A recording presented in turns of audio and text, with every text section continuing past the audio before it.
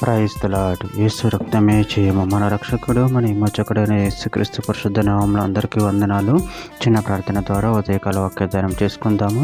పరిశుద్ధుడ మహాగణుడు విన దేవ యేసయ్య, సర్వాధికారి నాయన మీకే వేలాది వందనములు, కృతజ్ఞత, స్తుతి స్తోత్రం చెల్లించుకుంటున్నాను దేవ ఉదయకాలం ప్రభు వాక్య భాగం ధ్యానిస్తుండగా వాక్య భాగం మాకు అర్థమవునకు సహాయం చేసి మీ కృపలో బలపరిచి మీకు మాదిరిగా మమ్మల్ని నడిపించమని ఈ చిన్న ప్రార్థన ప్రభు యేసుక్రీస్తు అతి పరిశుద్ధ నామములో అడిగి వేడుకుంటున్నాను తండ్రి. Amen amen. యెషయా గ్రంథం 26వ అధ్యాయం 13వ వచనం. యెహోవా మా దేవా, నువ్వు కాక వేరే ప్రభువులు మమ్ము నేలిరి, ఇప్పుడు నిన్ను బట్టి నీ నామమును స్మరింతుము. ఆమెన్. దేవుడి వాక్య భాగం దీవించును కాక. ప్రభునందు ప్రియులారా, ఇక్కడ వాక్య భాగంలో గమనించినట్టయితే యెహోవా మా దేవా, నువ్వు కాక వేరే ప్రభువులు మమ్ము నేలిరి, ఇప్పుడు నిన్ను బట్టి నీ నామమును స్మరింతుము. అదేవిధంగా వాక్య భాగంలో గమనించినట్లయితే యెషయా గ్రంథం 51వ అధ్యాయం 22వ వచనం. నీ ప్రభువుకు యెహోవా తన జనుల నిమిత్తము వాచేయమాడు నీ దేవుడు ఇలాగ సెలవిచ్చుచున్నాడు, ఇదిగో తూలిపట చేయు పాత్ర నా క్రోధ పాత్రను నీ చేతిలో నుండి తీసివేసి ఉన్నాను, నీవికను దానిలోనిది త్రాగవు. రోమీయులకు రాసిన పత్రిక 6వ అధ్యాయం 22వ వచనం. ఆయననే ఇప్పుడు పాపము నుండి విమోచింపబడి దేవునికి దాసులైనందున పరిశుద్ధత కలుగుటయే మీకు ఫలము, దాని అంతము నిత్య జీవము. యెషయా గ్రంథం 12వ అధ్యాయం 4వ వచనం.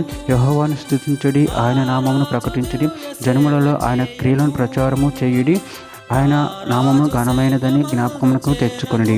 హెబ్రీయులకు రాసిన పత్రిక 13వ అధ్యాయం 15వ వచనం. కాబట్టి ఆయన ద్వారా మనము దేవునికి ఎల్లప్పుడూ స్తుతి యాగము చేయుదుము, అనగా ఆయన నామమును ఒప్పుకొనుచు జీవా ఫలము అర్పించుదుము.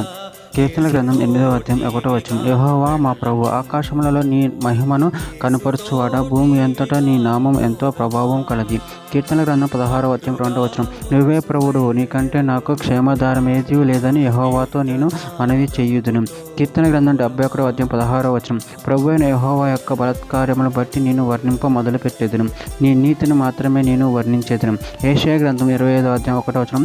యెహోవా నువ్వే నా దేవుడు, నేను నిన్ను హెచ్చించేదను, నీ నామమును స్తుతించేదను. నువ్వు అద్భుతములు చేసితివి, సత్య స్వభావమును అనుసరించి నీవు పూర్వకాలమును చేసిన నీ ఆలోచనలు నెరవేర్చితివి. చివరిగా ఒక మాట, రోమీయులకు రాసిన పత్రిక 6వ అధ్యాయం 6వ వచనం.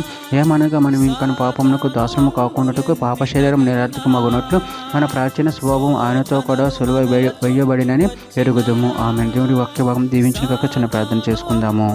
పరిశుద్ధుడ మహాగణుడు అయిన దేవేశయ్య, నన్ను మీరు ఇచ్చిన వాక్యదాన్ని బట్టి ప్రభుత్వం చెల్లించుకుంటూ ప్రభు నీ నామమును స్మరిస్తూ నిన్ను మహిమపరిచి గణపరచు శక్తిని వలన మాకు అనుగ్రహించి మీ కృపలో బలపరిచి స్థిరపరచమని చిన్న ప్రార్థన నామములో అడిగి పెట్టుకుంటున్నాను తండ్రి. Amen amen.